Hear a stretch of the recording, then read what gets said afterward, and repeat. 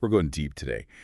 Into a topic that honestly sparked like a really intense debate online. It all started with a Reddit post asking basically, could you ever forgive your partner if they accidentally caused like the death of your child? Yeah, it's heavy stuff. I Yeah. mean, it really gets at like the core of what we value, Yeah. like how we understand responsibility and just the whole nature of forgiveness. Definitely. And the responses, oh my gosh, they were raw, really diverse. Just like a glimpse into these intense human emotions people have, when they're facing a tragedy. What really stood out to you when we were going through all this? Honestly, I think the thing that hit me first was just how everyone agreed like right away that unless you've actually gone through this kind of loss, you can't Yeah. really get it, like the depth of it all. There's this one quote that really sums it up. People can answer this any which way, but it's all speculation. Only the people who have actually lived through this would understand it. Yeah, that's powerful. It's like a real reminder that there are limits to empathy. We can try to imagine the pain, but grief is just so personal. Absolutely. And it's not even like the kind of grief you think about with, like a natural death. This is different. It's got all this guilt mixed in and blame and the what ifs, all that haunts these situations. Totally. The thread also got into the different types of accidents, and it's just heartbreaking to see how many ways these tragedies happen. Car accidents, drownings, falls, even a child suffocating while breastfeeding.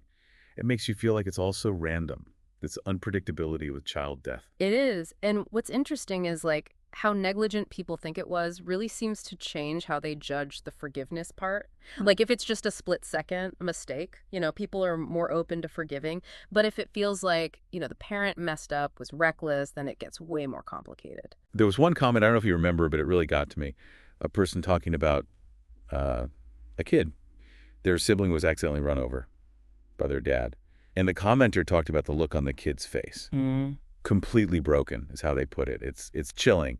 Makes you realize the trauma goes way beyond just the immediate family. Definitely. It ripples out friends, classmates, whole communities even. Even people who weren't directly there can be like deeply affected just by hearing about it. Makes you think about those ripples in your own life, the times you've seen something that sticks with you. Just can't shake it. It's a big reminder that life is fragile and we're all connected in a way. We are. And then when you add in the guilt, the self-blame that parents feel in these situations, it's almost impossible to imagine that emotional weight. Yeah. A few comments mentioned parents who actually ended up taking their own lives after accidentally causing their child's death. Couldn't live with it. There was this one commenter who said, both parents blame themselves. It's punishment enough.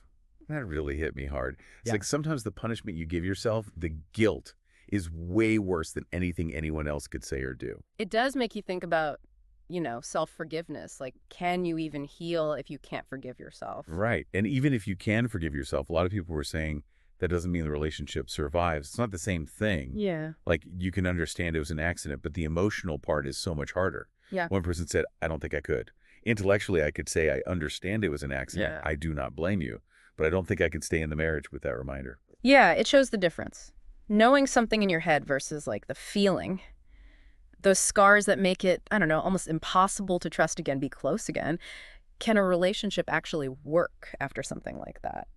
It's a question so many couples face, and I think it says a lot about how complicated love is. Grief, forgiveness, all of it. It really is like head versus heart, isn't it? Like we can get it logically, but the feelings are so much harder. And you see that struggle all through the thread. Some people are just like, nope, never forgive. Others are saying, maybe it is possible, but, it's not forgetting, not going back to how things were. Right. And it's almost like the details of the accident, change people's minds about it. If it seems careless versus a true accident, people react so differently. Like in the original post, the bathtub one, there was a lot of judgment on the mom. A lot of people were saying, never leave a young child alone in the bath. Like, it's just basic parenting.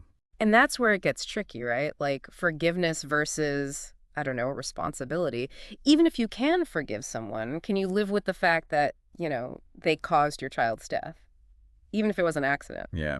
No easy answers there. It's brutal. And it seems like even the people who think forgiveness is possible, they say it's a long, hard road.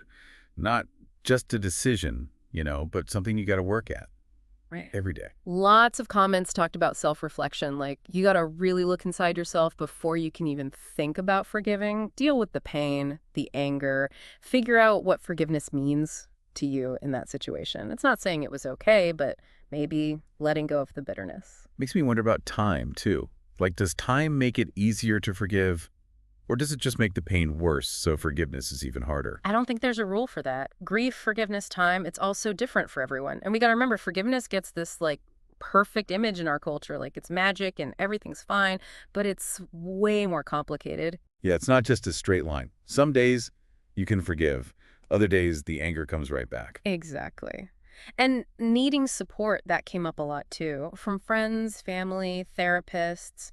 People were saying therapy can help you deal with the feelings, the guilt, the grief, in a healthy way. For sure, there's no one answer when it comes to forgiveness in these situations. Everyone goes through it differently. But, okay, even if someone can heal on their own, what about the relationship?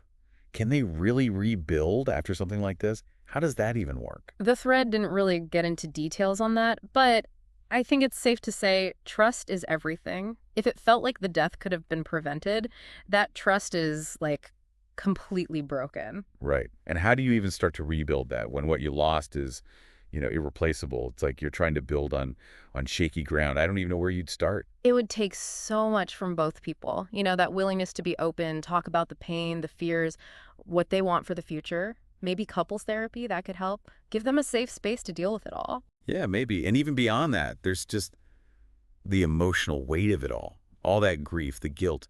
How do you handle that for yourself and support each other at the same time? Like trying to find your footing when everything's shaking, it would take resilience, compassion, being there for the other person, even when you're barely holding on yourself. Which makes me wonder, could going through something like this together actually make them stronger? Or will it always be this gap between them, a reminder of what they lost? That's a question only time can answer, really. And even then, it might be different for each of them. There's no one way to grieve, to heal, to decide what the relationship will be. This deep dive has been, wow, intense, but also eye-opening. I keep thinking about how you can't know how you'd react, not until you're actually in that situation. It is. Makes you realize you got to be compassionate. It's easy to judge, but grief, forgiveness, it's all so personal. You can't predict it. Reminds us to listen, to be there for people, not to try and, fit these experiences into neat categories. There are no easy answers. The Reddit thread, it didn't really get into this, but it got me thinking, what does forgiveness even look like, if it's possible, after something like this? How do couples rebuild trust, move forward? How do they remember their child and still find joy, hope for the future? It's made me really think about my own beliefs, about forgiveness, about taking responsibility, about relationships when things go so wrong. I think that's what's so powerful about these conversations. They make you look at things differently. Face those hard truths. Talk about things that matter. So, to our listener, we leave you with that. Mm-hmm. What does forgiveness look like when you've lost something you can't replace? Mm-hmm. And how can we, as people, as a society, support those who are going through this? It's a conversation we need to have, with empathy, with understanding. Because in the end, it's through those things that we connect with each other, even when things are really dark.